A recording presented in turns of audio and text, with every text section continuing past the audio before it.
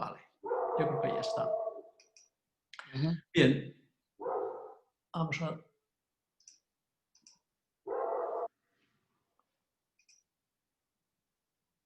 Bien, y para tratar este tema no podíamos tener a nadie mejor que a José Antonio Martín Pallín, con el que nos pusimos en contacto a través de un gran amigo personal, Julio Barrio de la Mota, que ha sido juez en Ávila hasta hace poco y no sé si hoy, creo que hoy iba a estar con nosotros, pero no está por el momento. También tendremos la suerte de contar con Lucía Ruano, que es magistrada del Tribunal Supremo, me ha prometido que asistiría. Y también, pues como veis, hemos dado la bienvenida a una compañera de la Ciudad de México, Pat Sánchez, que trabaja en la Suprema Corte de Justicia de México. Este es el centro del Poder Judicial en México, es un lugar emblemático que contiene fabulosos frescos de Diego Rivera y otros excelentes artistas que narran la historia de México. Pat ha editado un libro precisamente sobre la Suprema Corte que contiene todas estas joyas. Estamos muy contentos que esté aquí con nosotros. Y posiblemente también se una más tarde otra compañera que ha sido magistrada en Guatemala, Eugenia Mijangos, y damos la bienvenida a todos. Como todos sabéis, hoy es una fecha señalada por varios motivos, pero entre todos quiero resaltar el aniversario de la entrada de José Antonio como magistrado en el Tribunal Supremo. ¿No es así, José Antonio? Exactamente, lo iba a recordar. Bueno, muchas felicidades. Gracias. Bueno, pues bien, yo creo que sin más dilaciones doy la palabra a José Antonio para que nos hable de la estructura y funcionamiento del sistema judicial en España y, en su opinión, qué se necesita para alcanzar la completa independencia del Poder Judicial. Adelante, José Antonio. Pues muchas gracias por tus palabras y tarea ardua.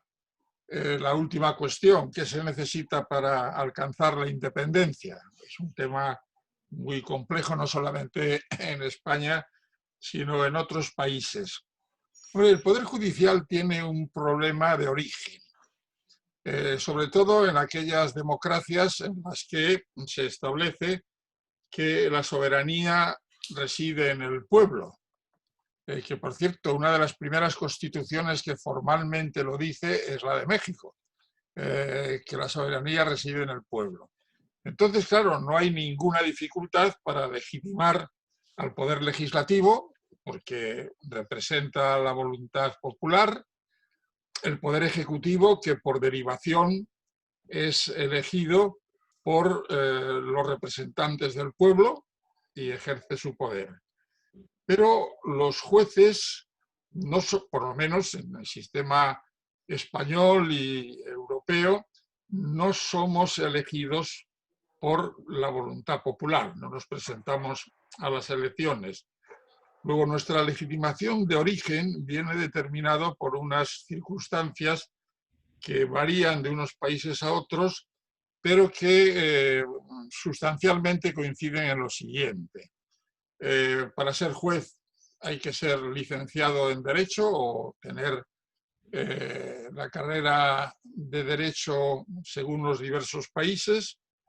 Después, el método de selección es muy importante. Creo que el método de selección en España es el peor del mundo, porque son unas oposiciones memorísticas absurdas. Ya decía Gregorio Marañón que en España había dos fiestas nacionales, los toros y las oposiciones. Claro, es que la oposición es una especie de corrida de toros en donde entras, allí te salen unos temas, en fin, se podría mejorar. Hay sistemas mejores como el alemán o, variando de sistema, el inglés, que el sistema anglosajón, que es un sistema de selección entre juristas, abogados, barrister, que tienen como mínimo 10 años de experiencia, lo cual por lo menos garantiza que entregamos la delicada tarea de juzgar a personas con experiencia. En España no. En España, un chico o una chica con una cierta capacidad de memoria y capacidad de subsistir alimentada por su familia pues en un año o año y medio, con un poco de suerte, hay casos de jueces con 24 años que salen directamente de las oposiciones y de la Escuela Judicial a administrar justicia. Y esto incuestionablemente es un peligro. Es un peligro porque la justicia no es la robótica. O sea, que no se trata de saber las leyes de memoria y aplicarlas, sino que hay muchos otros valores. Como decía un Lord Canciller inglés, Lord Lyndhurst, canciller de la reina Victoria, decía que un juez debe ser ante todo un caballero. En aquella época las mujeres no podían ser jueces, tener una gran dosis de sentido común, de capacidad de racionalizar el conflicto, de empatía con las personas que participan en el conflicto, con una gran dosis de valor, mucho más ahora con la presión de los medios de comunicación en los juicios mediáticos, y si además había un poco de derecho le sería muy útil. Claro, esta definición de Lord Lyndhurst, un poco sarcástica, pues aquí en España se invierte. Aquí basta con conocer un poco de derecho para poder ejercitarlo. Bueno, y en esto, pues claro, el Poder Judicial está legitimado, según nuestra Constitución, por el hecho de estar sometidos al imperio de la ley. Es decir, el Poder Judicial se dice formado por jueces independientes, inamovibles, que garantizan en cierto modo su seguridad y su independencia, la inamovilidad, y sometidos al imperio de la ley. Hasta hace muy poco, vamos, por mi edad he vivido durante el franquismo y he ejercitado la profesión de fiscal durante el franquismo, la mayor parte de los jueces éramos irresponsables, entiéndase en el sentido de que no se nos exigía responsabilidad por nuestras decisiones. Ahora ya la Constitución contempla el error judicial, la responsabilidad de los jueces y sobre todo su obligación, que tampoco existía antes de la Constitución, de motivar y razonar sus resoluciones. Y con este bagaje, pues nos integramos en el Poder Judicial. El Poder Judicial tiene un sistema piramidal que alcanza su vértice en el Tribunal Supremo, que es el órgano superior del Poder Judicial, que tiene su sede en Madrid, y en el que confluyen a través de un recurso muy formalista, porque no se le ve la cara a la persona sobre la cual se está decidiendo, en un recurso que aquí llamamos de casación, porque hemos imitado el sistema francés, pues no, posa una jaqueta. M'és igual, posa't alguna cosa, per favor. ahí todas Fa fresca, las... posa't alguna cosa. M'és igual, no estem a invern, vés a posar-te alguna cosa. No sé qué... Hay una... Gemma, cerrar los micros, por favor. Cerrar los micros, por favor, que si no nos escucha el conferenciante, Gemma. Sí. Vale. Sigo. O sea, nos integramos en esa pirámide. Los jueces de base en este momento, más o menos, no tengo los datos exactos, son 5.300, más o menos 5.500 jueces y juezas. En mi época no había juezas, pero vamos, ya durante el franquismo se admitió a las mujeres en la carrera judicial, ¿no? Y están desperdigados pues, por todo el territorio nacional e integrados dentro de demarcaciones territoriales que hoy día, con el sistema de autonomías, digamos, la cúpula de esa demarcación territorial es el Tribunal Superior de Justicia de cada autonomía, y después las audiencias provinciales, que son lo más tradicional dentro de nuestro país. La competencia, como es lógico, pues versa sobre asuntos civiles, asuntos penales, reclamaciones, que eso es muy importante, es una gran conquista, pero no de ahora, viene de muy atrás, prácticamente desde la Revolución Francesa, el tema de que la administración, el gobierno, también incurre en responsabilidad y los jueces pueden determinarla en el recurso que llamamos contencioso administrativo, y ahora también está adquiriendo mucha relevancia, sobre todo en estos momentos en España, y me imagino que en todos los países, con el tema de los ERTES, el tema y de los despidos, el tema laboral, ¿no? Social. Y así funcionamos con este esquema, pero por razones propias de una sociedad democrática, el protagonismo de los políticos es inevitable y lo que normalmente debería quedar en una actividad administrativa, pues alcanza, como es lógico, un contenido estrictamente político.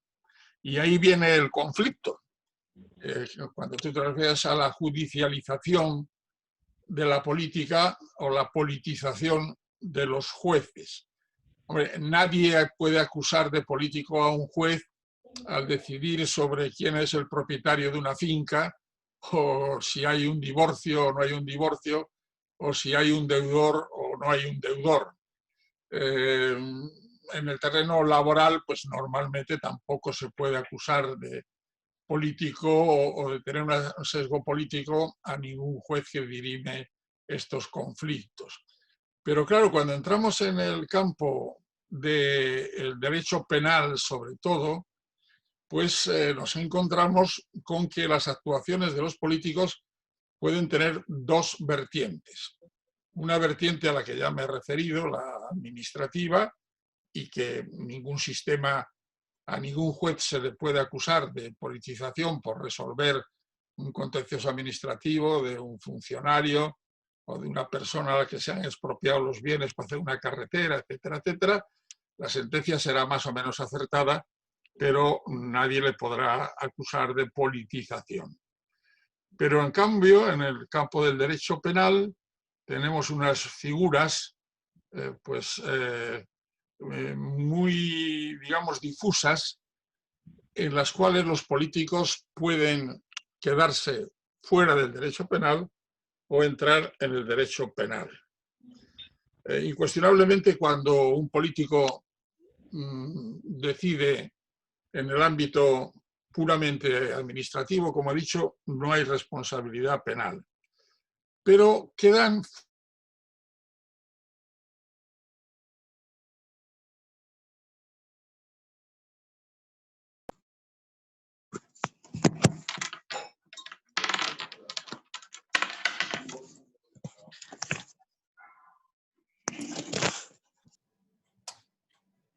Perdone, se ha ido el audio.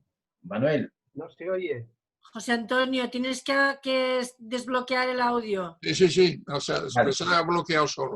Bueno, estaba diciendo que realmente hay que distinguir entre actos, que pudiéramos decir, de política administrativa y actos netamente políticos. El problema que ha surgido y que está de mucha actualidad en España es el de la criminalización de actividades políticas. Y no solamente por el tema del proceso catalán, ¿no? Que esto ha sido quizá lo más llamativo por la forma en que se ha producido, pero ya teníamos antecedentes de condenas, pues ni más ni menos que al presidente del Parlamento Vasco, la señora Atutxa, por desobediencia a una resolución del Tribunal Supremo. Tenemos la condena de otro presidente de la Generalitat, Artur Mas, etcétera, etcétera. Claro, los políticos en un sistema democrático yo creo que deben estar indemnes de ser enjuiciados y condenados. Para eso está el Parlamento, para eso están las comisiones de investigación parlamentarias, para eso están los votantes, que en su momento valorarán su conducta, pero ¿por qué los jueces tenemos que decir en un acto político que ese acto es un acto criminal? Está dentro del Código Penal, ¿no? Y este es el gran debate que tenemos ahora sobre la mesa en España. y que tienen también, o han tenido y van a tener, con un mayor calado todavía, en Estados Unidos, por ejemplo. En Estados Unidos el Tribunal Supremo ha intervenido muchas veces en actuaciones políticas, quizá las más llamativas que se recuerdan fue todas las sentencias que desmontaron las leyes sociales de Roosevelt, y en el año 2000 fue ya quizá la más significativa porque el Tribunal Supremo decidió quién era el presidente de los Estados Unidos. Como algunos recordarán, el candidato demócrata Al Gore, por una escasa cantidad de votos, ganó en Florida. El sistema americano es muy complejo, me imagino que se conocerá, no es de voto individual, sino de voto representativo a través de lo que llaman los electores, ¿no? Entonces Bush llegó al Tribunal Supremo diciendo que esos votos que le habían dado la ventaja a Al Gore eran nulos. Entonces ahí, pues ni más ni menos que un acto político por excelencia, como es expresar la voluntad de un elector, pues el Tribunal Supremo intervino, a mi modo de ver, de forma absolutamente incorrecta, y dijo que esos votos eran nulos, y ni más ni menos que 9 jueces y juezas del Tribunal Supremo decidieron quién era el presidente de los Estados Unidos. Y que ahora se va a reproducir, aunque creo que con menos éxito, en el caso de Trump y de Biden. En el sentido de que, bueno, aquí no hay votos nulos, sino que se trata de impugnar el sistema. Pues bien, en España se ha producido también un fenómeno parecido.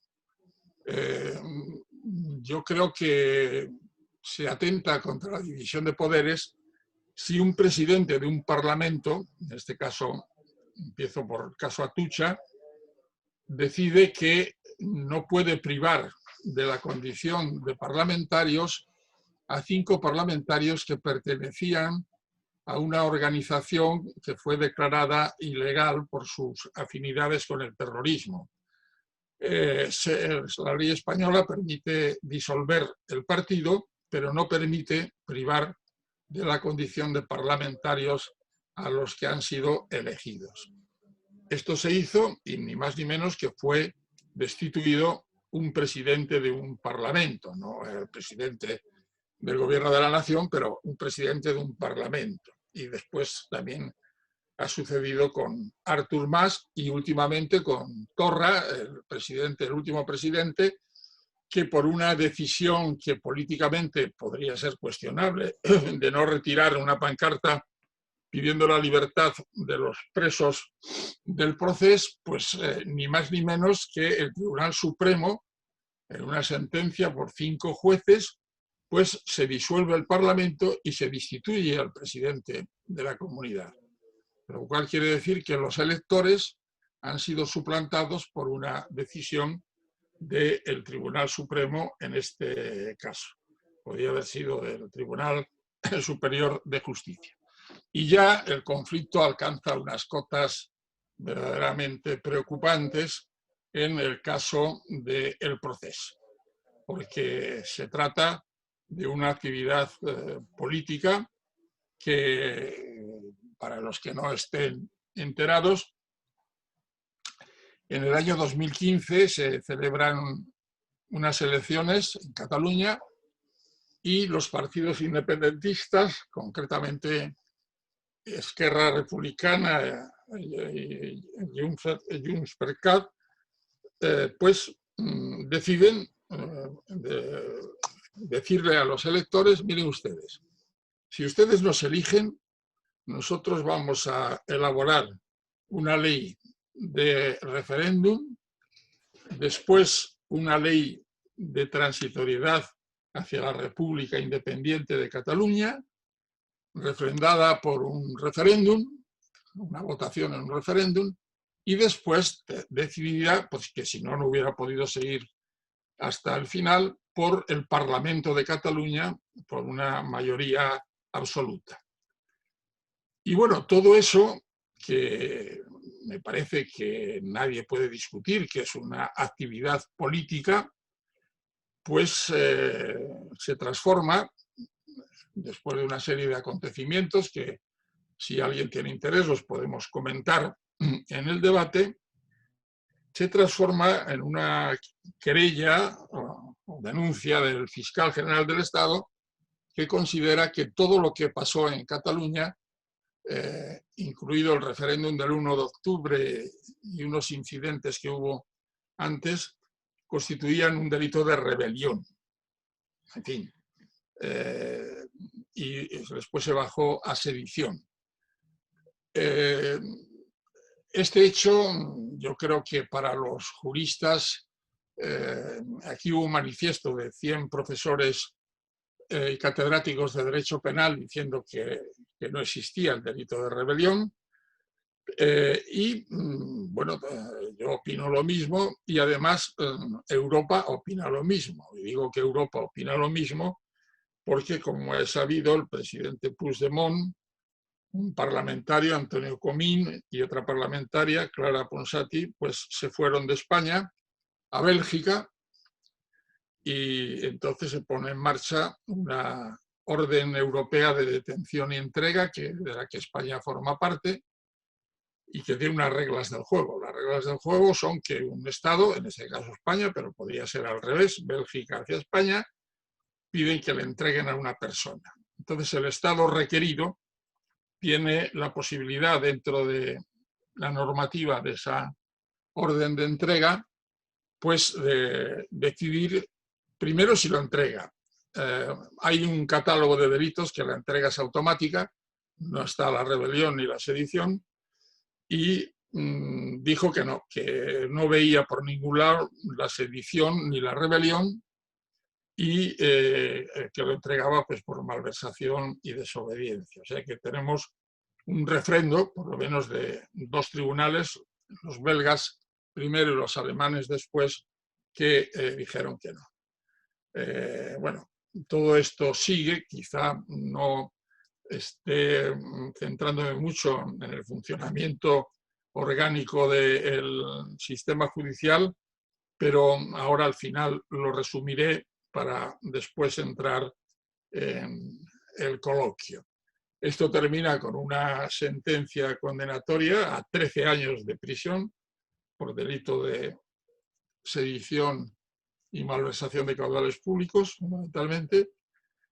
Se encuentra ahora en el Tribunal Constitucional porque es un paso necesario para llegar, como va a llegar, al Tribunal de Derechos Humanos de Estrasburgo, que es semejante al Tratado de San José de Costa Rica del Tribunal Interamericano.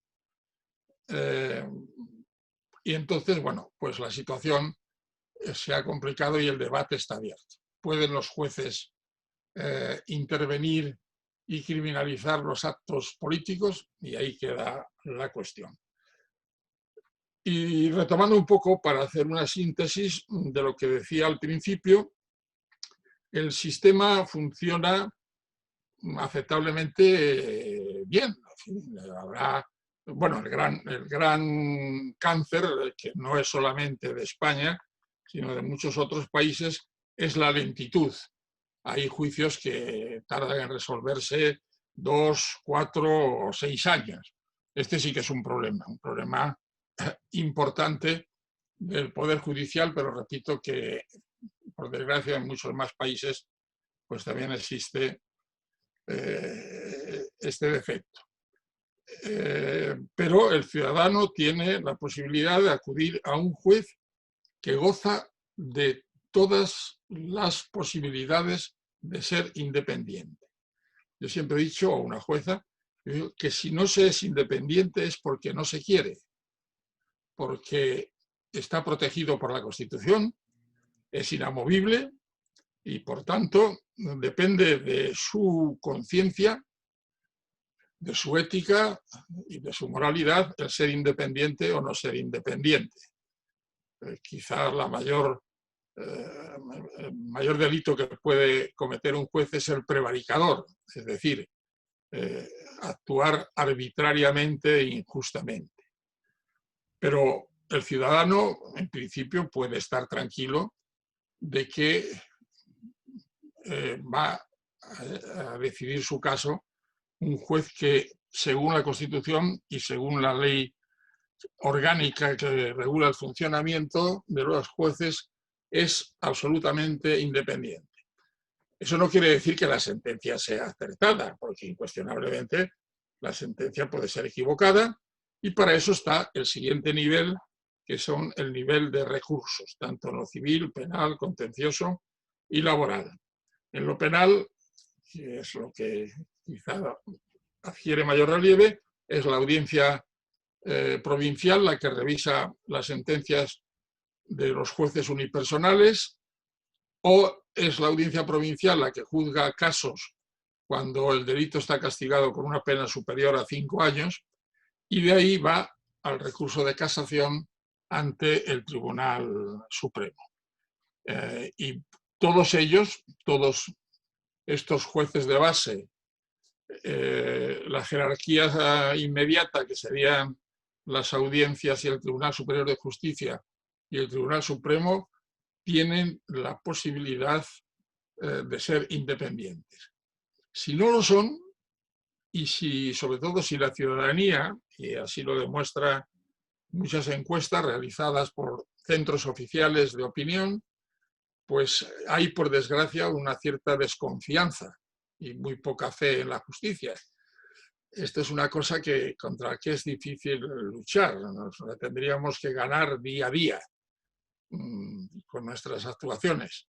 Y al final, pues, bueno, el sistema, y con esto ya termino, se ha incardinado dentro de un sistema de justicia supranacional. O sea, ya España ha cedido parte de su soberanía en lo que se refiere al poder judicial y también a los otros poderes, a, por ejemplo, la Unión Europea. Y dentro de la Unión Europea tenemos el Tribunal Superior de Justicia con sede en Luxemburgo, que puede corregir resoluciones del Tribunal Supremo Español e incluso del Tribunal Constitucional. Bueno, esto creo que algunos lo consideran como un atentado a la soberanía nacional. Yo creo que es un avance, y hacia esta supranacionalidad camina por lo menos Europa, aunque con muchas dificultades. Y en el otro ámbito, en el de los derechos humanos y libertades fundamentales, como he dicho antes, el Tribunal Europeo de Derechos Humanos de Estrasburgo, cuyas resoluciones hasta hace muy poco tiempo no eran de obligado cumplimiento en España. Bastaba con la indemnización que señalaba Estrasburgo. A partir de una reforma en el año 2015, ya esas sentencias son obligatorias, hay que cumplirlas, y la sentencia que Estrasburgo ha dicho que vulnera algún artículo de los derechos del tratado, pues hay que anularla. Y, por tanto, esa pirámide ya no se centra en el Tribunal Supremo de España, sino que se extiende, quizá en línea recta, como las ramas de un árbol, por un lado, hacia el Tribunal Superior de Justicia en asuntos de la Unión Europea y hacia Estrasburgo en asuntos relacionados con el Convenio Europeo de Derechos Humanos y Libertades Fundamentales. Y esto, bueno, en mi opinión es la visión que yo tengo en estos momentos. Si alguna de las personas que están asistiendo a este coloquio pues tienen interés en preguntar lo que estimen pertinente, yo con mucho gusto intentaré responder a las cuestiones que se plantean.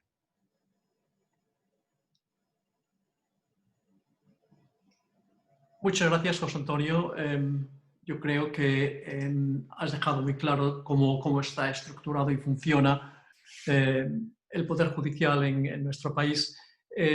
Has tocado en concreto el proceso catalán, y En el momento actual tenemos otro conflicto, que es el de la elección de los miembros del Consejo General del Poder Judicial, ¿no? Que es un claro exponente de su dependencia del poder político en nuestro país. En concreto, el informe Greco de la Comisión Europea y la Comisión de Venecia son claros en este sentido y recomiendan la designación directa de los miembros del Consejo General por los propios jueces y magistrados. La pregunta es, si realmente queremos contar con un poder judicial independiente del poder político, mi pregunta es, ¿qué mecanismo o mecanismos se deben adoptar para la elección de jueces a los distintos cuerpos de la judicatura? ¿La edad, los méritos? Y si son estos últimos, ¿qué tipo de méritos? ¿El número de casos juzgados, la calidad de las sentencias dadas? ¿Y quién y cómo se valorarían los criterios utilizados? Vale. Bueno, yo he tenido una misión, no sé si deliberada, pero hace poco publiqué un artículo en ARA en el que digo claramente el Consejo del Poder Judicial no es el Poder Judicial. Es una cosa totalmente distinta. Los 20 vocales del Consejo, 8 elegidos entre juristas, no jueces, por el Parlamento, por el Senado y el Congreso de los Diputados, por 3/5, y 12 jueces que la Constitución dice elegidos entre jueces y magistrados. Perdón, entre jueces y magistrados, dice textualmente. Hubo un primer momento del año 80 al año 85 en que la ley que reguló el Consejo del Poder Judicial, porque la ley orgánica que teníamos era ni más ni menos que de 1870, por tanto estaba un poco desfasada, aunque era una ley provisional, se llamaba ley provisional y duró hasta 1985, desde 1870, para ser provisional bastante duradera. Y entonces ese consejo funcionó, los jueces eligieron a los jueces. Como era de prever, los 12 jueces eran mayoritariamente del sector, yo no diría conservador, pues porque aquí en España el tema conservador habría que matizarlo mucho, sino pues de gente que podríamos situar en el espectro de la derecha española fundamentalmente. Eso es una realidad que nadie discute. Entonces, en el año 85, cuando ya se hace la ley orgánica del Poder Judicial, pues el Partido Socialista, que tenía la mayoría absoluta más grande que ha existido en la historia democrática nuestra, a partir del 78, pues decide que, como este defecto se iba a reproducir, pues que los 12 jueces fueran elegidos también por el Parlamento, por el Senado y por el Congreso, y por los 3/5. Yo creo que esto pervirtió el sistema, porque, repito, esos vocales, tanto jueces como juristas, ha habido catedráticos, ha habido notarios, ha habido abogados de prestigio en ese bloque de los 8, pues no ponen sentencias. El único poder que tienen es hacer, bueno, primero regular administrativamente, pues tienen un presupuesto, la organización de los juzgados, decir, bueno, pues en la provincia de Gerona hacen falta 2 juzgados más, o en Gerona Capital 4 más. Esa función, pues la verdad que es puramente administrativa. Pero después tienen la función de nombrar a los magistrados del Tribunal Supremo. Y ahí empieza el conflicto. Sobre todo a los magistrados de la Sala Segunda, de lo penal, porque van a ser los que les van a juzgar en su caso. Y ahí empiezan ya los conflictos y de buscar afinidades verdaderamente degradantes. Es decir, decirle a un juez, mira, yo te nombro vocal del Consejo con un buen sueldo, coche, y dietas, etcétera, etcétera, pero tú tienes que nombrar magistrados, sobre todo de la Sala Segunda, ahora también de lo contencioso, pues determinadas personas que yo te voy a proponer, ¿no? Hombre, ese vocal, si tiene un mínimo sentido de la ética, le diría, pues mira, lo siento mucho, pero yo voy a actuar con arreglo a esos criterios que tú apuntabas de meritocracia. Dice, yo voy a examinar su currículum, por decirlo de alguna manera, de dónde ha estado de juez, cuáles son sus sentencias. En muchos países, recuerdo en Guatemala, donde voy con frecuencia, pues hay una especie de, vamos, creo que hasta se televisan la selección de los jueces para los cargos superiores, ¿no? Pero el sistema aquí, y esto ha calado mucho en la opinión pública y es la causa del desprestigio, dice, si a ti te elige un político, tú le debes un favor a un político. Cosa que, diga lo que digan, no pasaría con los jueces, porque ¿qué favor puede esperar un juez de un colega suyo que a lo mejor toma café con él por las mañanas? Pues poco favor puede esperar de él, ¿no?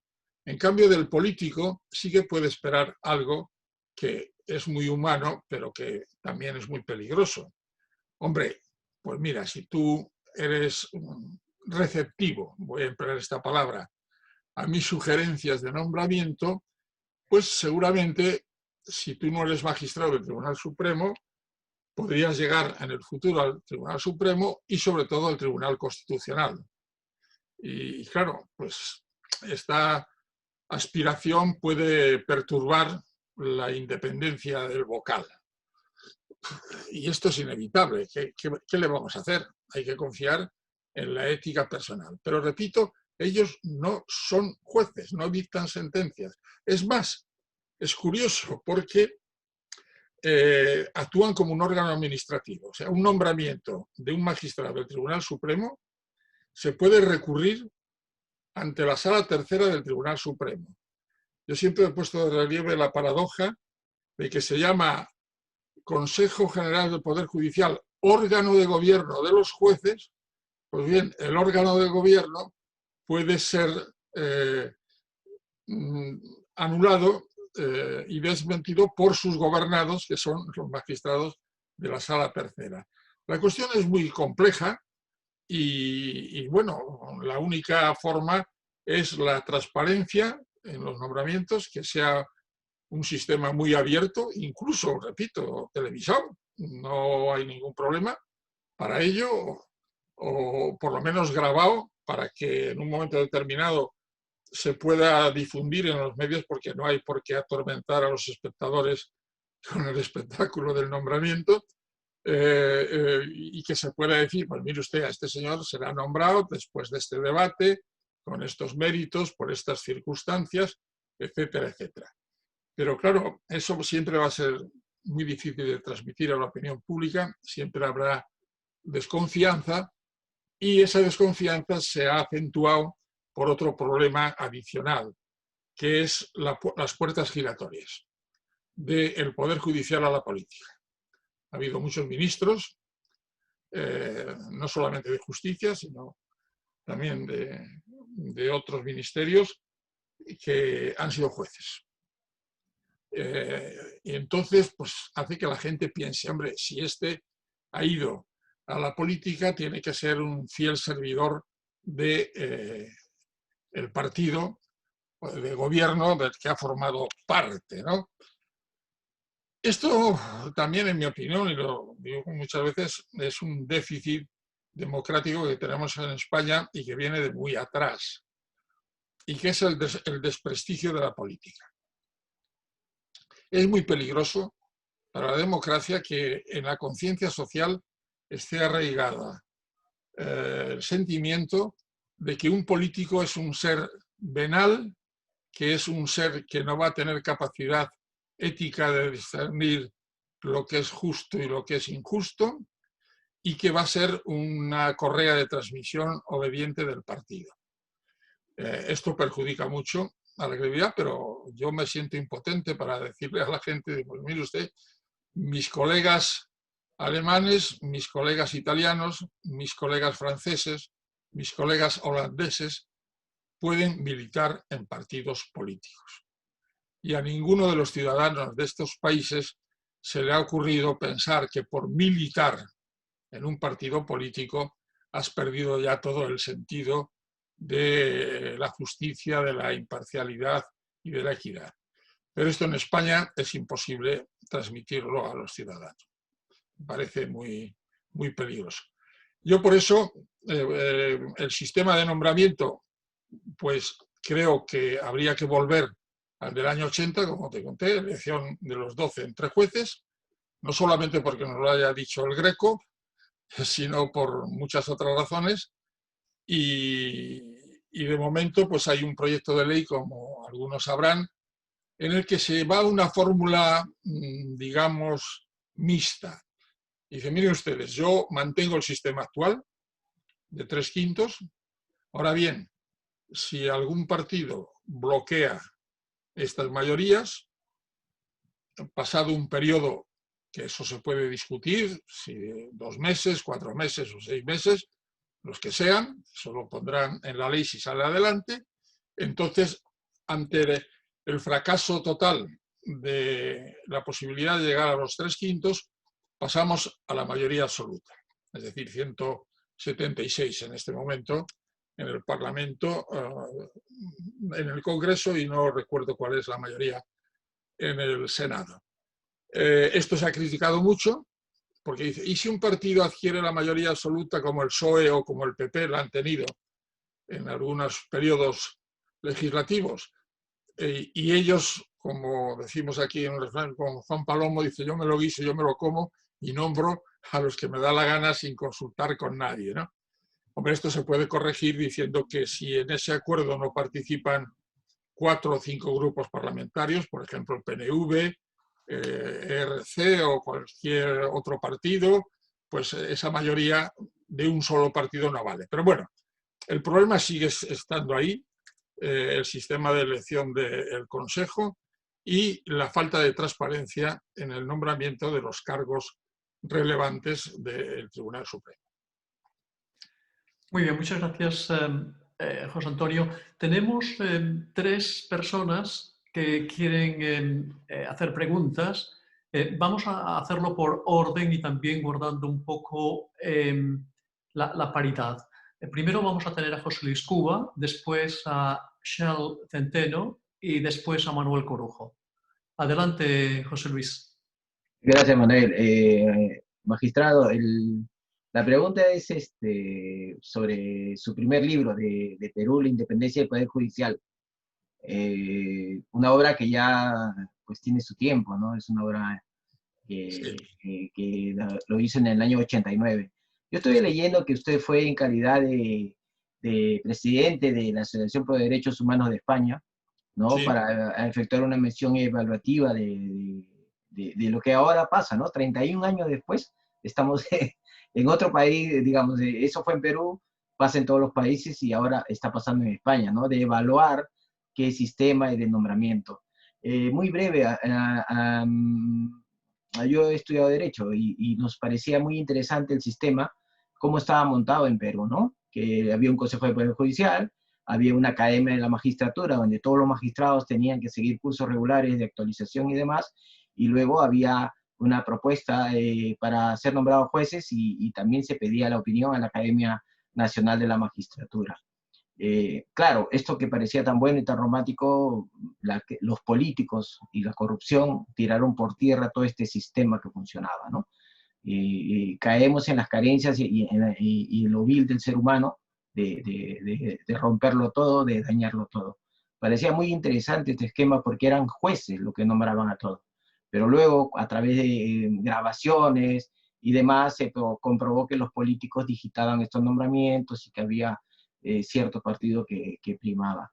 Y después de 31 años y trasladado eso a España, la experiencia de Perú y de otros países, ¿cómo le gustaría a usted que sea la estructura del Poder Judicial? Pero en 2 pinceladas, ¿eh? Digamos, un Consejo de Poder Judicial que no sea solo administrativo, sino que además tenga un brazo como una Academia Nacional de la Magistratura para que todo el mundo esté actualizado, no de que llega, no sé cómo va eso, que no quede a la libre voluntad del magistrado, sino que haya cursos digamos que para tener un poco la formación, porque yo entiendo que la formación de magistrado va en tono individual, ¿no? Entonces, el que se prepara, pero hay otros que no tienen tanto rigor, ¿no? Porque confían más en su instinto, su experiencia, su saber. Entonces, un poco quisiera su opinión, ¿qué le parece si es útil o no contar con una Academia Nacional de la Magistratura, ¿no?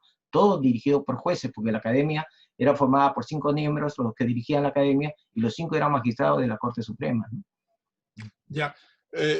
Hombre, yo pienso, por la experiencia, efectivamente, hoy es 20N, yo tomé posesión de mi cargo de magistrado del Tribunal Supremo en la mañana de aquí de España y en la noche tomé un avión para ir a Perú.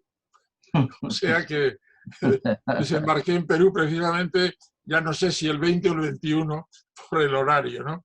Yo pienso que el sistema que aquí llamamos de formación continuada, es decir, el juez es el juez, pero asiste a cursillos, etcétera, etcétera, bueno, no es malo, me parece, además, siempre que no sean excesivamente dogmáticos o científicos. A mí me gustan más los cursos que no son cursos, digamos, de lecciones magistrales, sino de la práctica. ¿Qué problemas tiene usted?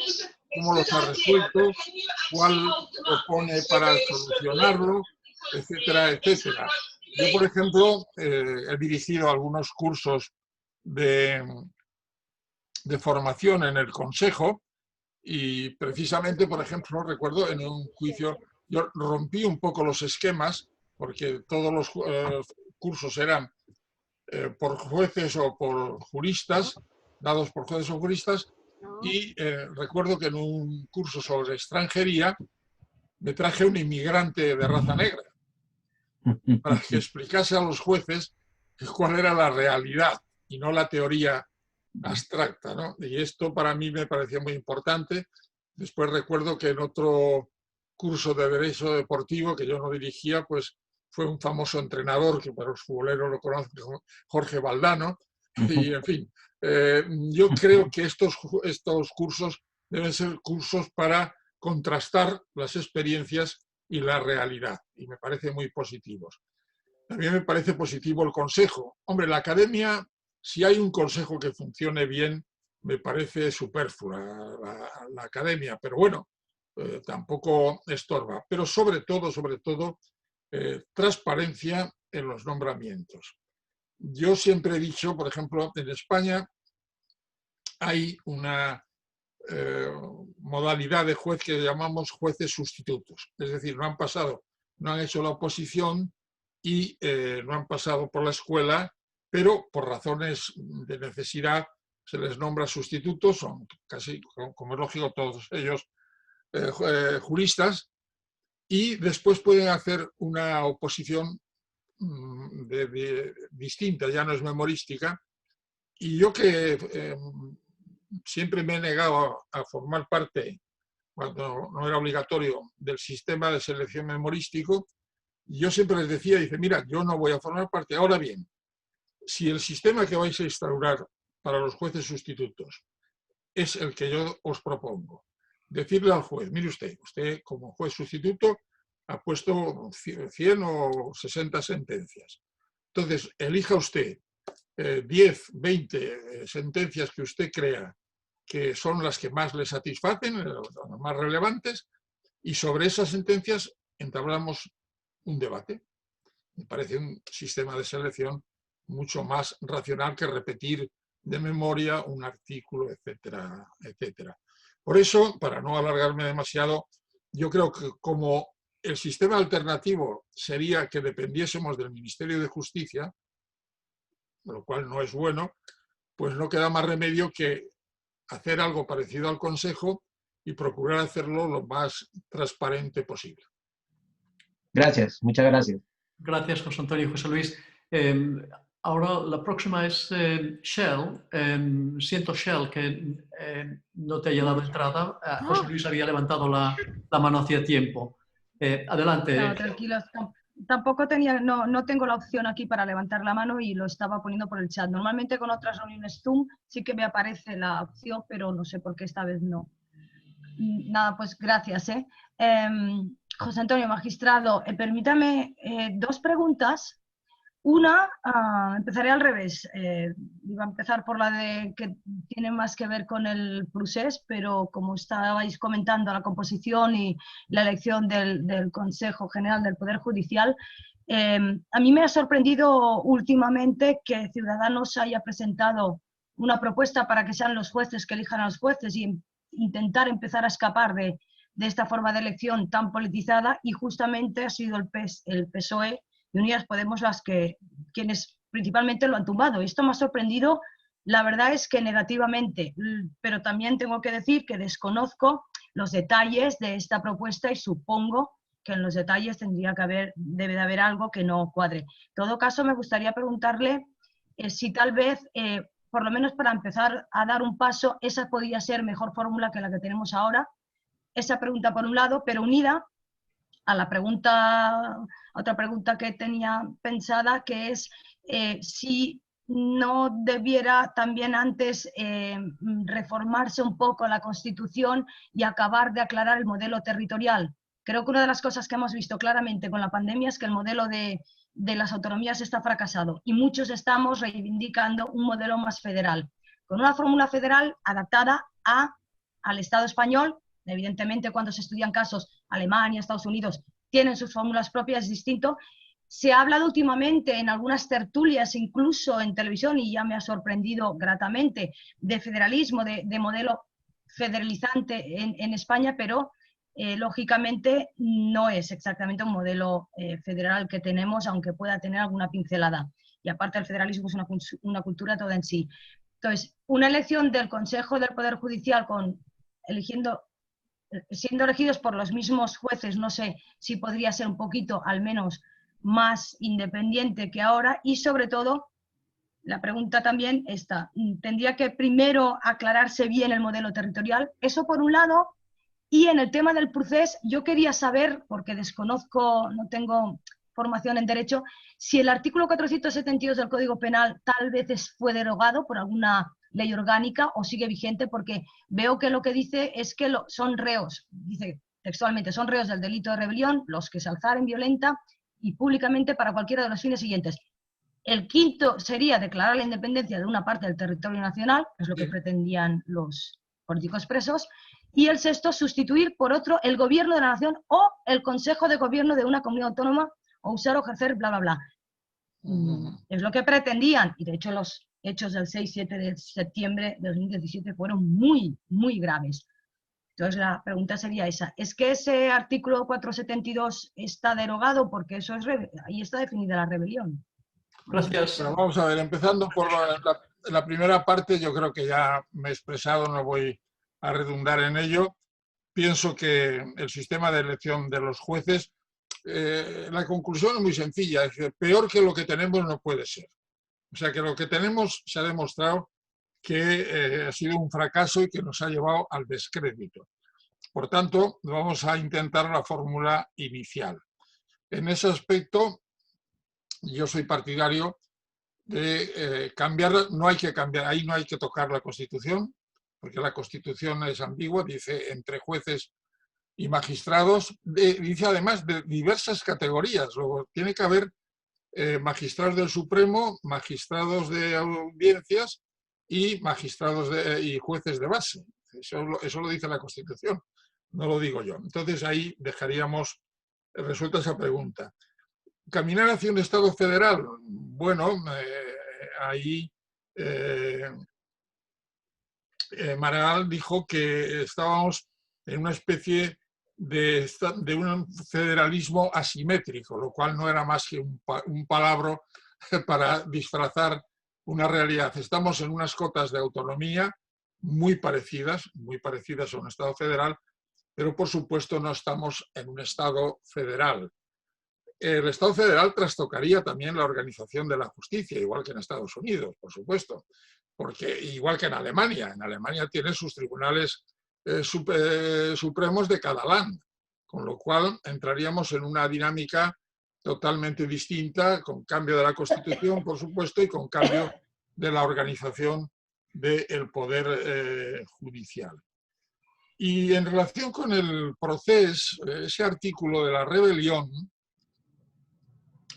resulta que el Tribunal Supremo no ha condenado por rebelión, ha condenado por sedición. Ha estimado que no existía rebelión. Pero es que ese artículo aquí se manejó de una forma un tanto torticera, porque ese artículo va seguido de otros artículos. Se dijo que era posible una rebelión posmoderna, hecha por medios telemáticos y tal, lo cual no pasa de ser una fantasía muy ingeniosa y muy divertida, porque todo lo que viene detrás y todas las rebeliones que en el mundo han sido, y en España sufrimos una, el 23F, se ha hecho por fuerzas armadas. Y todo lo que viene detrás habla de los militares que sedujesen tropa, los militares que apoyasen la rebelión, cómo afrontar la rebelión con un toque de corneta y que si abrían fuego no era necesario. Todo eso está en el Código Penal, detrás de ese artículo que ha leído. Luego, cualquier intérprete medianamente sensato dice, oiga, mire usted, dejémonos de bromas, la rebelión siempre es con armas. Y uno de los fines es ese, de declarar la independencia de una parte del territorio nacional. Si se dan esas dos circunstancias, indudablemente hubiéramos estado en una rebelión, pero eso no ha pasado en Cataluña. Entonces el Tribunal Supremo se ha ido a la sedición, con una gran incongruencia. Si alguien se lee la sentencia, al que no sea jurista, y a los otros tampoco no se lo recomiendo, son 503 folios, y por tanto es una lectura un tanto pesada. Pero se produce la paradoja de que toda la sentencia, prácticamente el 90% de la sentencia, está acusando a los condenados de tener la finalidad, mediante una conjura, que yo creo que no fue tal conjura, se hizo públicamente, para declarar la independencia de Cataluña. Y se les condena por sedición. Entonces hay que decirles, miren ustedes, señores magistrados, que además son del Supremo, es que la independencia no está prevista en la sedición. La sedición solamente existe cuando se trata de impedir el cumplimiento de una resolución judicial o de cualquier otra orden de un superior jerárquico, ¿no? Entonces, mire usted, también con un alzamiento curioso, porque en la rebelión dice violento y en la sedición dice público y tumultuario. Bueno, ahí podemos interpretar las palabras como queramos, ¿no? Parece que es un nivel un poco más bajo lo del tumultuario que lo de lo violento, pero esto es opinable. Entonces entra en incongruencia. Mire usted, si usted está diciendo que lo que querían era declarar la independencia, ustedes no les pueden condenar por sedición, porque el Código Penal no lo permite. Lo podrán ustedes condenar por lo que quieran, pero no por sedición.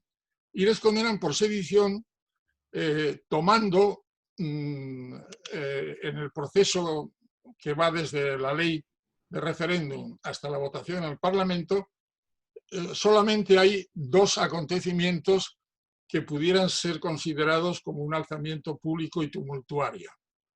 Uno de ellos es 27 de septiembre, ante la Consejería de Vicepresidencia y Hacienda, en donde Òmnium Cultural y la ANC convocaron a las personas a través de Twitter porque se iba a realizar una diligencia de entrada y registro por la secretaria judicial. Bien, este suceso está relatado tanto en la sentencia como ahora en la sentencia de Trapero, y el relato que es sacado de los informes policiales es parecido, digo, no es exacto, es parecido. En el caso de Trapero se le absuelve, se le quería acusar de rebelión, lo cual era un disparate, pero se le absuelve de todo. ¿Y qué dice la sentencia del Supremo, que es la que nos interesa sobre los acontecimientos del 27 de septiembre? Pues mire usted, habla de que efectivamente en un momento determinado se llegaron a concentrar unas 40.000 personas. Esto fue fluctuando según el tiempo, que en un momento determinado esto lo dice la sentencia, no es cuestión que opinión mía, que en un momento determinado los convocantes, no organizadores, al ver el cariz que tomaban, organizaron un propio cuerpo de voluntarios para hacer un pasillo que impidiese que todas las personas concentradas llegasen hasta las cristaleras de la vicepresidencia. Digo, lo dice la sentencia. Y la sentencia fluctúa porque dice que la concentración transcurrió, vuelvo a la sentencia, entre gritos y lanzamiento de alguna botella de plástico a los mozos, no a la Guardia Civil, a los mozos, pero también dice que transcurrió en un ambiente lúdico, en el que se repartieron bocadillos, hubo intervenciones musicales. Entonces a mí, como jurista, se me hace muy cuesta arriba considerar un alzamiento tumultuario sedicioso una movilización que, según la sentencia, repito, dice que se repartieron bocadillos, actuaron grupos musicales y hubo un ambiente lúdico. Bueno, pues me parece incongruente. Eso no es un alzamiento público y tumultuario, por lo menos de los que yo conozco. Por ejemplo, evitar los desahucios, que algunas veces terminan en un tumulto para evitar el desahucio, ¿no? Allí se dice eso, y lo mismo se dice de Jordi Sánchez y Jordi Cuixart, que la sentencia primero dicen que fueron las personas que se opusieron con mayor o menor violencia y al final terminan diciendo que colaboraron para que la secretaria pudiese realizar la diligencia. La secretaria la realizó, lo dice también la sentencia, levantó acta y se llevó abundante material informático, acompañada por mozos de escuadra y por un pasillo que habían abierto los propios miembros de los propios convocantes a la asamblea. ¿Es eso un alzamiento público y tumultuario? Pues en mi concepción no, y creo que la propia sentencia incurre en una contradicción. Y entonces nos vamos al 1 de octubre. Ahí sí que ya hubo una violencia de verdad. O sea, ahí no me ando con paños calientes, sino que hubo una violencia. Pero ¿cuál fue la violencia? La violencia fue la decisión de mandar a la Guardia Civil y a la policía para impedir la votación. Esa decisión me pareció temeraria, pero no solamente a mí, sino pues a todos los juristas extranjeros con los que he tenido oportunidad de charlar sobre este tema y también a todas las televisiones mundiales, porque abrieron sus telediarios con la violencia desatada el 1 de octubre. Por cierto, en muy pocos colegios, porque hay que recordar que en ese momento en Cataluña había 2000 colegios electorales abiertos y los incidentes violentos se concentraron en 10 o 12, no recuerdo exactamente dónde. Esto conmovió tanto a la opinión pública internacional y tuvo tanto calado que yo no sé si está nuestra colega guatemalteca, pero sí que quiero contar una vivencia que tuve en Guatemala, en el Petén. Había un problema con unas comunidades indígenas que no tenía nada que ver con esto, era un problema sobre un centro sanitario. Bueno, total, para abreviar, yo como comisionado de la Comisión Internacional de Juristas estuve allí, hablé con los dirigentes de las comunidades indígenas sobre el tema que nos ocupaba. Una periodista indígena que dirigía unas radios, porque tiene un sistema de radios en todo Centroamérica, las comunidades indígenas, pues me pidió, doctor, como me llaman allí, que le puedo hacer una entrevista. Digo, pues sí, hágamelo usted. Y esas personas que vivían en las selvas de las ruinas mayas, en medio de la entrevista me dice: ¿qué pasa en Cataluña, doctor? Luego creo que los incidentes habían tenido una relevancia mundial y por tanto habría que meditar quién dio esa orden. Pero que además el proceso sigue adelante. El día 3, 2 días después, interviene el rey con un discurso que políticamente yo opino que no era el más apropiado en ese momento, pero bueno, para eso hay opiniones, no voy a discutirlas. Pero lo verdaderamente importante es que el día 27 de octubre, no de septiembre, de octubre, se vota en el Parlamento. Se vota y sale por mayoría la declaración de independencia. Una declaración de independencia, como todo el mundo sabe, relámpago, duró 3 segundos. Porque No, inmediatamente... perdón, magistrado, disculpe, una mayoría cuestionable, porque se habían marchado también algunos de los partidos políticos, sabiendo que la votación de una cuestión tan importante como esa tiene que tener como mínimo 3/4 de la Cámara y no puede hacerse, que para eso aprobaron las leyes de subsidiariedad, las leyes de desconexión, el 6 y el 7 de septiembre. Entonces, claro, yo creo que también allí esa mayoría, y además luego ha quedado de manifiesto en sucesivas, incluso en encuestas, ¿no? que la sociedad catalana está absolutamente dividida, con lo cual tú no puedes imponer una organización política o un cambio de régimen simplemente con la mitad. Entonces ahí estamos vulnerando los más importantes principios y bases de la democracia.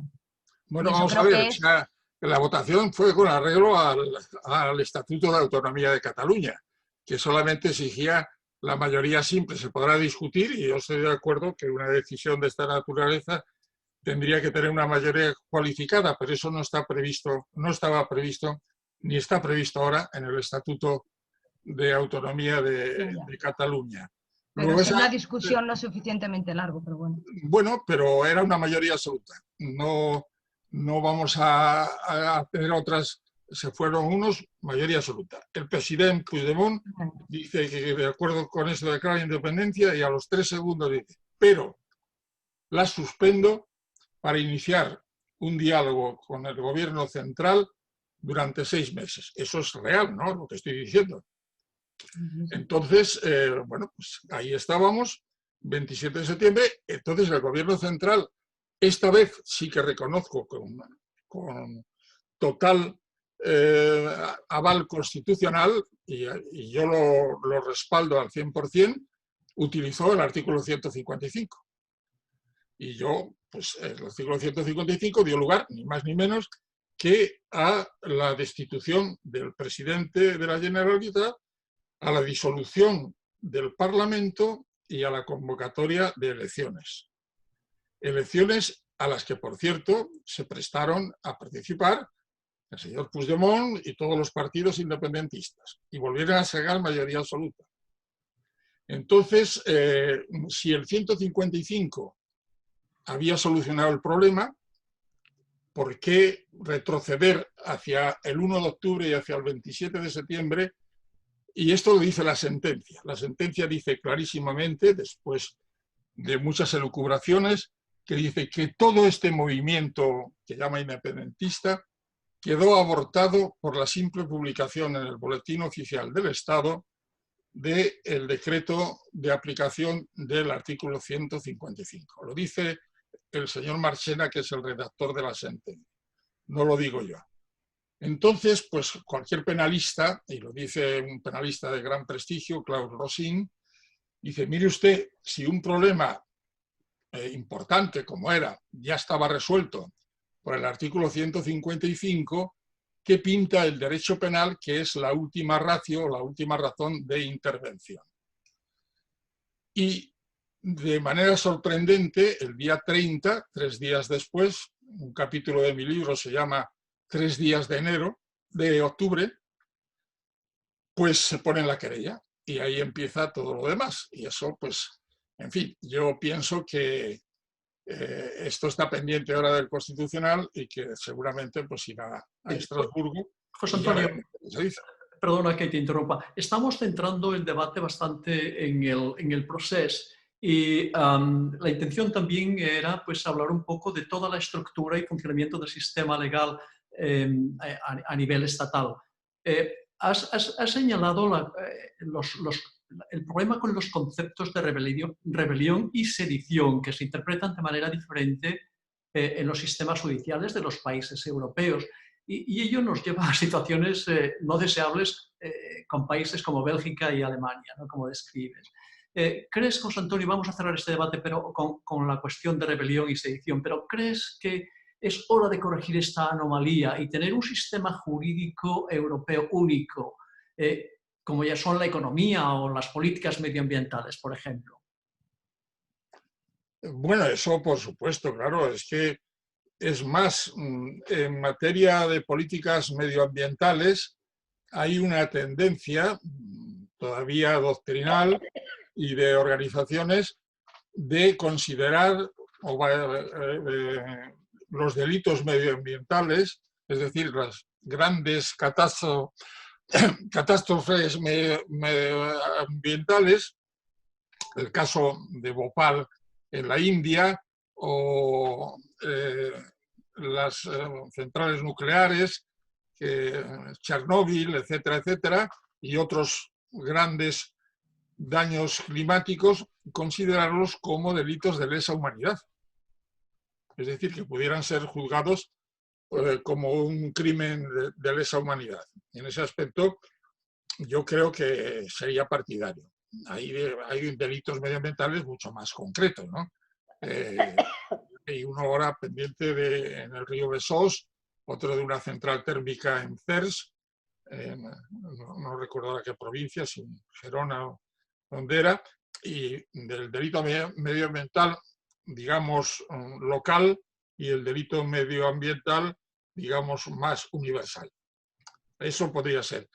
Respecto del delito de sedición, yo creo que la única solución es suprimirlo. Mire usted, hay rebelión, y si hay rebelión, pues las penas tienen que ser durísimas, no hay ninguna duda, y la sedición, pues no tiene ya encaje en una sociedad democrática. Sería un delito contra el orden público, en fin, cualquier otra cosa menos sedición. Porque si, como dicen algunos ahora, para favorecer la excarcelación, vamos a variar el delito de sedición, creo que no saben lo que hacen, porque si lo mantienen tendrán que poner una pena también importante. No pueden sancionar una sedición con trabajos en beneficio de la comunidad, ¿no? O sea que tendrá que tener una pena de 6 o 8 años. Y entonces la respuesta, por ejemplo, en esa materia, en materia económica, también podrían considerarse, bueno, hoy día ya el tema que nadie quiere abordar, que de los paraísos fiscales, que también podrían ser objeto de una regulación penal, pero eso ya chocamos con las grandes corrientes económicas, liberales y no tan liberales, y efectivamente el sistema legal debería estar preparado, es muy complejo, pero debería estar preparado para hacer frente a esas vulneraciones que causan un grave daño económico y social. Muy bien, muchas gracias, José Antonio. Tenemos 3 preguntas en línea. Manuel Corujo, después Ángeles Aguilera y nuestra magistrada Lucía Ruano. Comenzamos por Manuel Corujo. Manuel, si podemos ser lo más breve posible. También Pat. Después Pat. Buenas tardes.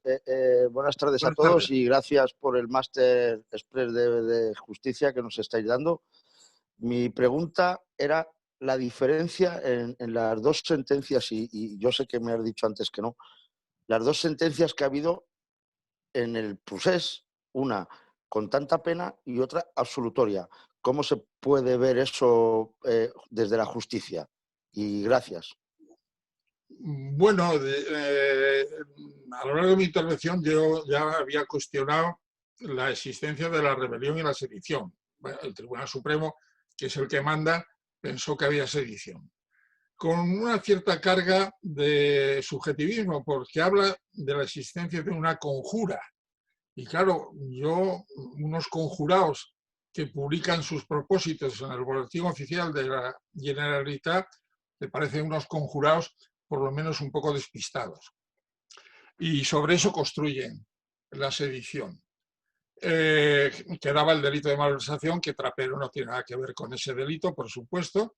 Entonces quedaba por juzgar si su intervención había cooperado a producir una sedición por omisión, es decir, por no haber cumplido con su deber de impedirlo. Yo creo que en el relato de hechos y en la prueba que se practicó en el juicio quedó claro, o por lo menos los dos magistrados que votaron la absolución les convencieron de que no hubo tal omisión. Y hay datos que proceden incluso de informes de la Guardia Civil, o sea que no es datos que hayan sacado de informes del propio cuerpo de los Mossos. Entonces, con un relato de hechos de esa naturaleza, pues dicen, efectivamente, pasó lo que pasó ante la consejería y pasó lo que pasó el 1 de octubre, pero no hubo en ningún momento una cooperación a que se produjesen esos delitos. Y por tanto, si no hubo una cooperación a que se produjesen esos delitos, no queda más remedio que absolver.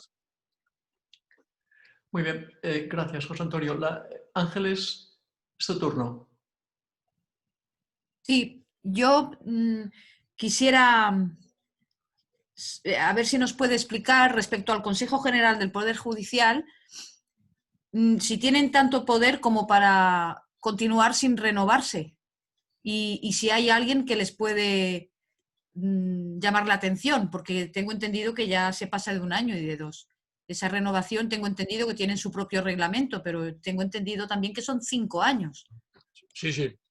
No, llevan 2 años de prórroga. Lo que pasa es que la ley ahí sí que es un poco defectuosa, la ley, repito, porque dice que continuarán en sus funciones. Hay una opinión mayoritaria que dice que no podrían hacer nombramientos, los están haciendo. Algunos han recurrido al Tribunal Supremo, a la Sala Tercera, ya veremos a ver lo que dice el Tribunal Supremo de la Sala Tercera, pero para mí lo más escandaloso es el comportamiento de los vocales que están en prórroga, porque un mínimo principio, no sé, de conciencia personal diría, mire, yo me voy, adiós, muy buenas, dimito. Puede dimitir perfectamente y, por tanto, forzaba una situación que obligaba a los partidos políticos a llegar a un acuerdo. Pero no se ha producido la dimisión y siguen ahí en funciones. De momento se van a cumplir 2 años, creo que a finales de diciembre, y si no lo remedia Dios o alguien, pues van a seguir un tiempo, ¿no? Pero la solución es la dimisión. Muy bien, gracias, José Antonio. Lucía Ruano, adelante.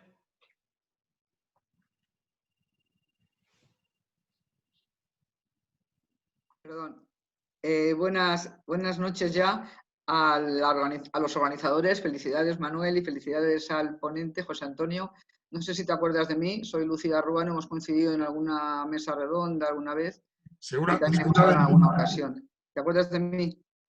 Pues sinceramente en este momento, además te estoy viendo cortada. Pues no me ves bien. Da igual, no importa. De todas maneras, quiero hacer una aclaración. Yo no soy magistrada del Tribunal Supremo. Ni lo he sido ni lo seré nunca porque ya estoy jubilada. Soy magistrada de base, de esa base de la pirámide de la que hablaba José Antonio. No obstante, yo he estado en la carrera judicial 18 años y antes de entrar en la carrera judicial fui abogada 16 años en ejercicio y también he sido investigadora social 8 años. No he llegado al Tribunal Supremo y soy magistrada de a pie, porque hay que deciros que en la organización judicial hay 3 categorías. El juez de entrada, el magistrado sin más y los magistrados del Tribunal Supremo, que son otra categoría aparte. La pregunta que le voy a hacer es una pregunta muy directa, pero quería también manifestar mi interés por los debates que ha propiciado el ponente y mi discrepancia con respecto a sus planteamientos, también se lo he de decir con toda lealtad. No, claro. Discrepo abiertamente del planteamiento que se hace con respecto a la elección por los jueces. Tengo publicado un artículo recientemente sobre esta cuestión, que se titula Ni corporativismos ni atajos dudosamente democráticos en Infolibre, publicado hace unos días, donde explico Ah, sí, claramente... lo recuerdo perfectamente. ¿Has Lo he leído el leído. artículo? Entonces, ¿por qué?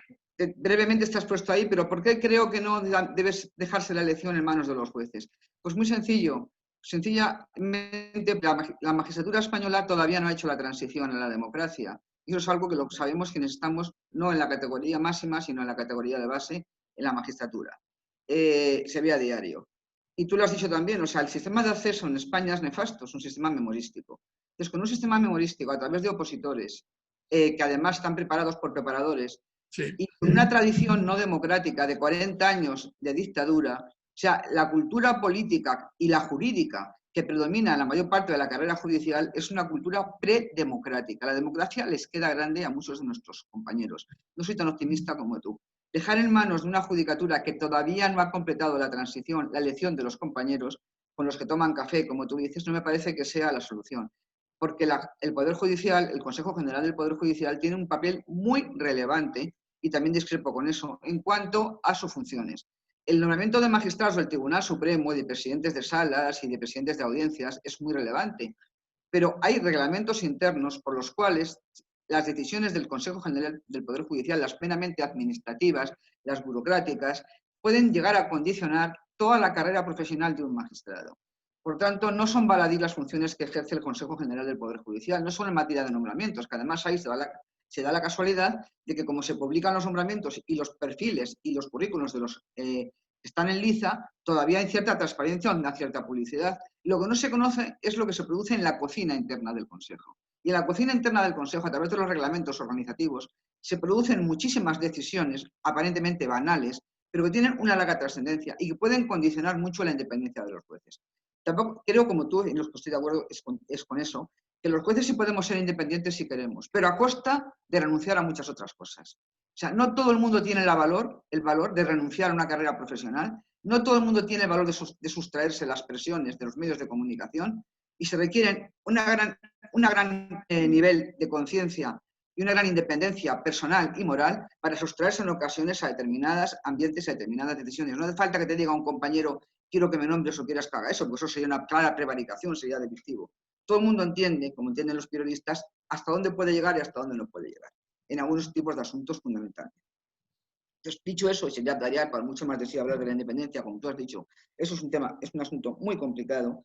Te digo por qué discrepo de la elección corporativa en estos momentos. Creo que debe ser reflejo de la soberanía popular que reside en el pueblo, y sobre todo con una tradición tan poco democrática en nuestra judicatura.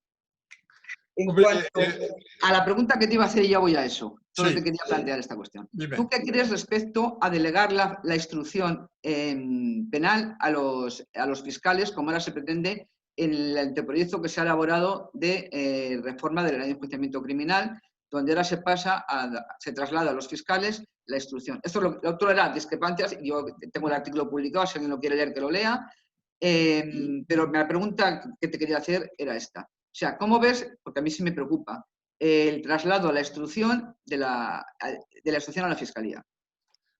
Bueno, si me permites el comienzo, admito que efectivamente no se ha hecho la transición democrática, pero es que tampoco la han hecho los políticos. Porque tenemos un parlamento y una derecha que no es imaginable en Europa.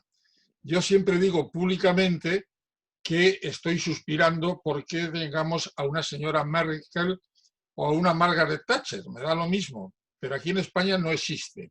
Hay una incultura democrática que no han asimilado, y si los que provienen del pueblo ya tienen ese déficit, pues no digamos nada a los que provienen de las facultades de derecho.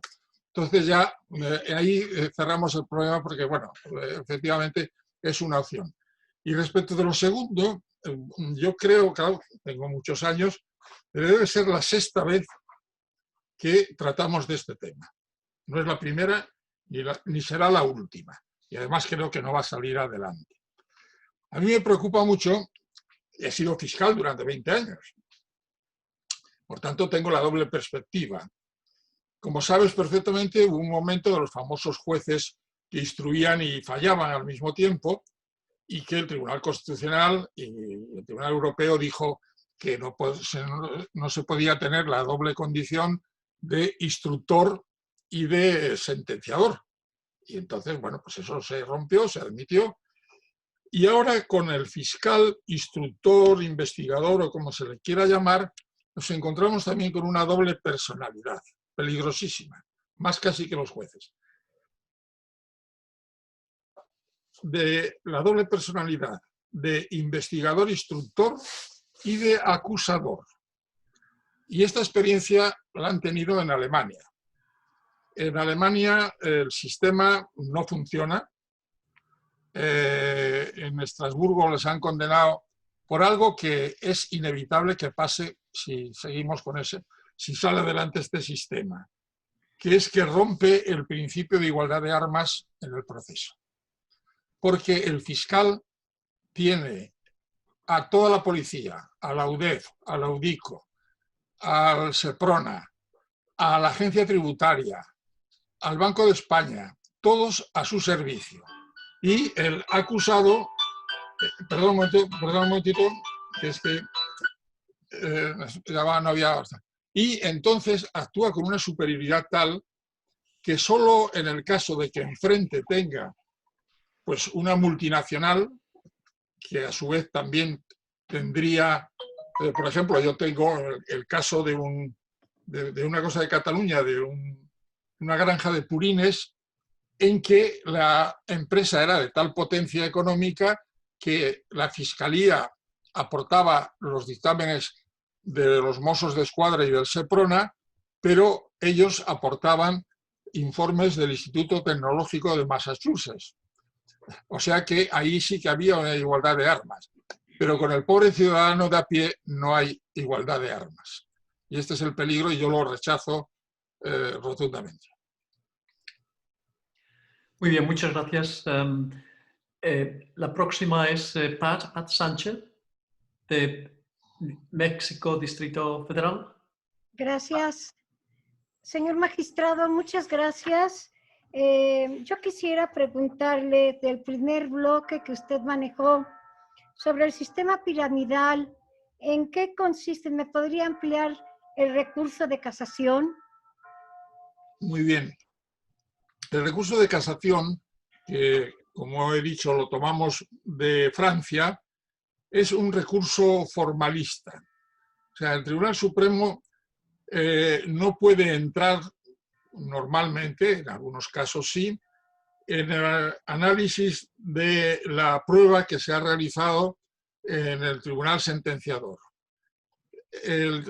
La casación consiste en decidir si la sentencia responde a criterios de legalidad y a criterios de formalidad procesal.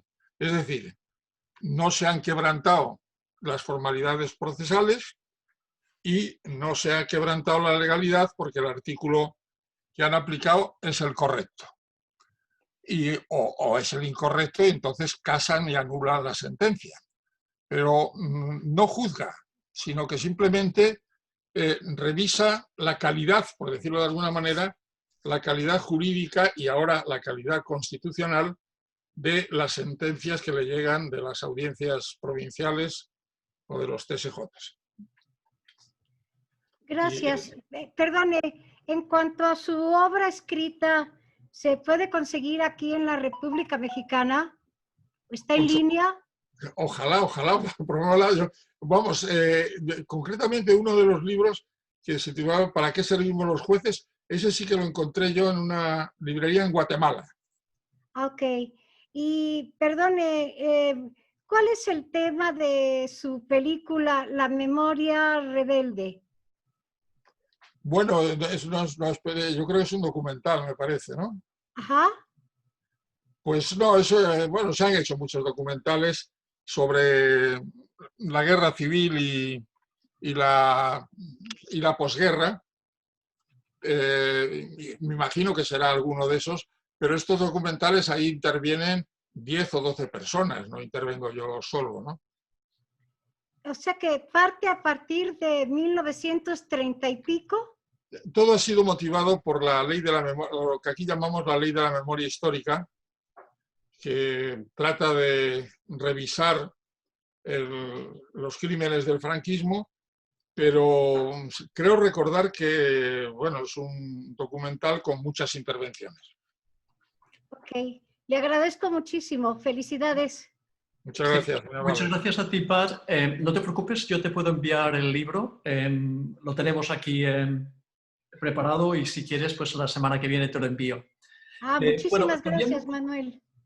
Cambiando un poco de tema, José Antonio, a veces las sentencias no se ajustan a las leyes y en tu libro, el gobierno de las tocas, das varios ejemplos de ello.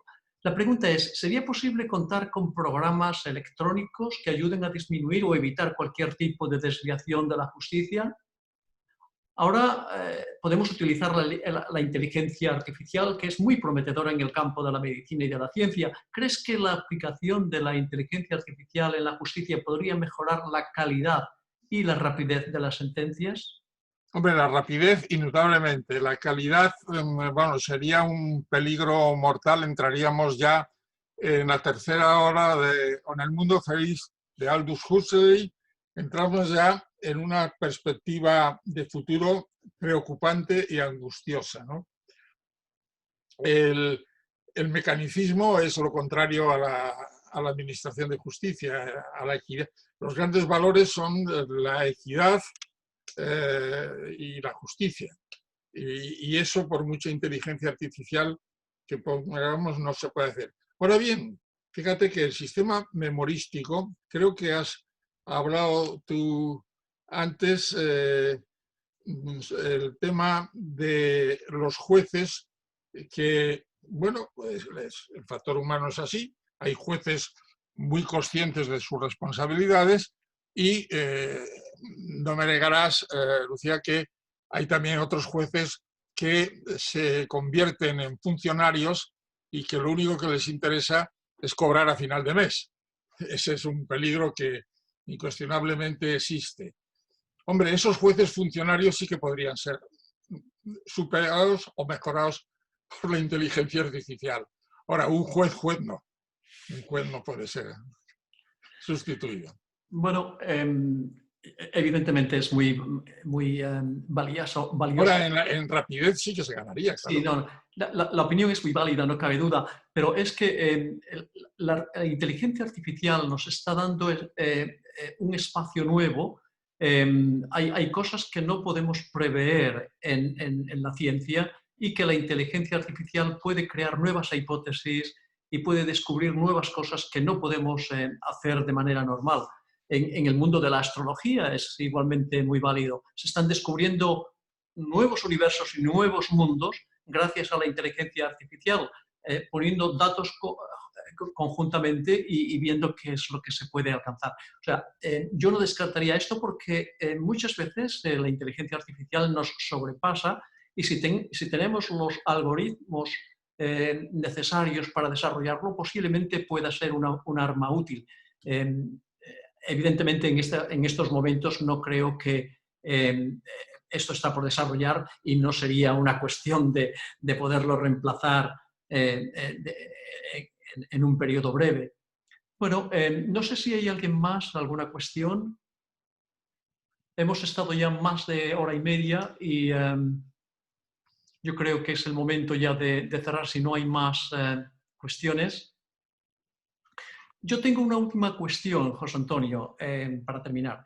En tu libro mencionas que, bueno, lo hago literalmente, nuestro sistema judicial es un reflejo de la sociedad que tenemos.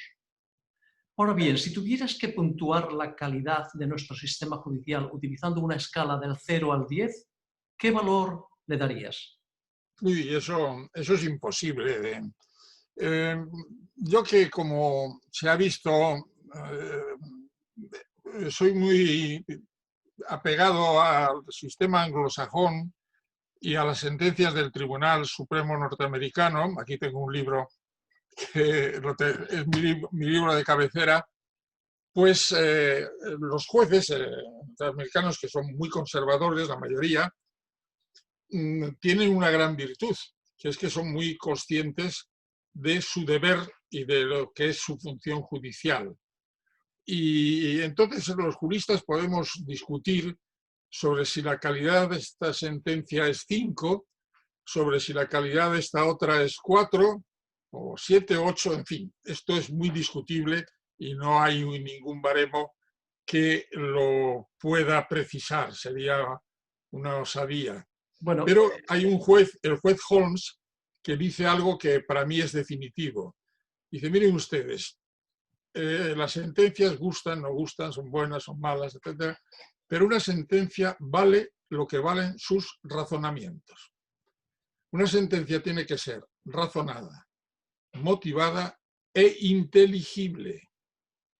O sea, tiene que comprenderla la persona. Y los jueces, en general, podemos caer, yo he tratado de evitarlo, pero seguramente alguna vez habré caído también en ese pecado, somos muy dados a los tecnicismos. Y entonces, mire usted, una sentencia no está para hacer tecnicismos, sino para explicarle al ciudadano. Curiosamente, en estos días he tenido, yo ahora estoy de abogado, una posible reclamación de ejecución de una sentencia en un exequatur del Ecuador. Y me ha llamado la atención que la parte final de la sentencia habla del principio de comprensibilidad y dice que los jueces tienen que esmerarse para que sus sentencias sean comprensibles y que las pueda leer un médico como tú o un conductor de autobuses. Sí, bueno, yo no me refería a casos particulares, a sentencias en concreto, me refería de forma global. Hoy habíamos hablado de la estructura y funcionamiento del Poder Judicial en España, entonces era una valoración global del funcionamiento de este poder en España. Hombre, no estoy en condiciones, pero hay que tener en cuenta que son unos 5.500 jueces y juezas, que todas las mañanas van a sus despachos y hacen su labor y trabajan duro. Por tanto, habrá aciertos, habrá desaciertos. Eso es, y no estoy en condiciones, no puedo. En el Supremo sí que tenía una visión de la calidad de los magistrados de las audiencias. Porque claro, me venían las sentencias, veía al ponente y veía la sentencia. Ahora, no estoy en condiciones de calibrar el funcionamiento judicial de la base y sobre todo de aquellas cuestiones que no llegan al Supremo. Yo me contentaría con que llegásemos a un 50% o un poco más de muy buena calidad. Pero bueno, esto es opinable. Ahora, yo pienso, yo viví una época muy placentera porque en la época de Franco los fiscales y los jueces no teníamos problemas políticos porque para eso estaban los tribunales militares y el Tribunal de Orden Público. Nosotros nos dedicábamos, como decíamos, al cheque y al choque, es decir, a los cheques sin fondos y a los accidentes de automóvil. Pero claro, ahora la cosa es mucho más compleja. Tampoco había divorcios. Claro, es que la gente se puede imaginar que se pueda solucionar, como tú decías, con inteligencia artificial, un problema de custodia de hijos, de régimen de visitas. Cada caso es un mundo. O sea, que cada conflicto es un mundo. Tiene unas vivencias que son intransferibles. Y por tanto, yo no haría concursos del top 10 de la judicatura. Bueno, muy bien. Pues, bueno, si no hay más preguntas, yo creo que damos fin al debate. Dar muchas gracias a José Antonio por haberse prestado a venir y debatir en un tema tan interesante y tan difícil, y también a todos los participantes por las cuestiones. Y solamente recordaros de que precisamente el día 15 de enero vamos a tener a Lucía Ruano, que nos va a hablar de igualdad de género y derechos fundamentales. Es una especialista en el tema y será un gran honor tenerla también aquí. Y tenemos una charla para dentro de 2 semanas, el día 4 de diciembre. Va a tener un formato distinto. Vamos a hablar del COVID-19 y tendrá pues, profesionales que van a abordar el tema desde distintos puntos de vista: epidemiológico, de la asistencia primaria, hospitalarias y UCIs, también el económico y el social. Entonces va a ser bastante completo y será muy interesante para aquellos que estén interesados en el tema. Pues nada más, muchas gracias a todos de nuevo y muy buen fin de semana a todos. Muchas gracias, Manuel, y muchas gracias a todos por Muchas gracias. participar. Gracias. Muchas gracias. Adiós, adiós. Gracias por la conferencia. Adiós, adiós. Buenas noches. Saludos. Adiós, Manuel. Pido disculpas por lo del micro de antes. Muy bien. Vale. Disculpada estás. Buenas noches. Hasta luego. De acuerdo, adiós, adiós. Hasta luego, buenas noches.